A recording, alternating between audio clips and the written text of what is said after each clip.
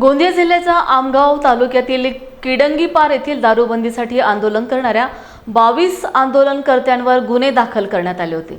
या आंदोलकांना अटक करून न्यायालयात हजर करण्यात आले असता न्यायालयाने त्यांची भंडारा कारागृहामध्ये रवानगी केली आहे। दारू दुकान कायमस्वरूपी बंद करण्यात यावे याकरिता आंदोलन करणाऱ्या आंदोलकांना नोटीस बजावण्याकरिता गेलेल्या पोलिसांशी गैरवर्तन व शासकीय कामात अडथळा निर्माण केल्याप्रकरणी गुन्हा दाखल करण्यात आला होता।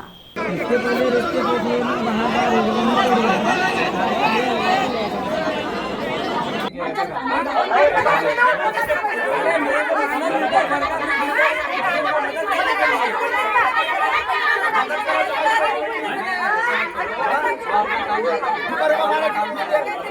दिनांक 6/4/2026 रोजी ग्राम किडंगीपार येथे दिनांक 5/4/26 रोजी दाखल झालेल्या गुन्ह्याच्या अनुषंगाने आरोपी अटक करण्यासाठी पोलीस पथक गेले असता त्या गुन्ह्यातील आरोपी संतोष दोनोडे व इतर व गावकरी 50 ते 60 महिला पुरुष यांनी पोलिसांवर हमला केला।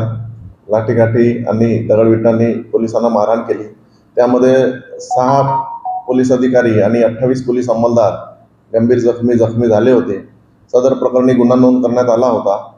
सदर गुन्ह्यातील आरोपींना अटक करण्यासाठी दिनांक 13/5/2026 रोजी कारवाई करण्यात आली। एकूण 22 आरोपींना अटक करण्यात आली आहे आणि त्यांना मान्य न्यायालयासमोर हजर केले असता मान्य न्यायालयाने त्यांच्या NCR मंजूर करून आरोपींची भंडारा कारागृहात रवानगी केली आहे।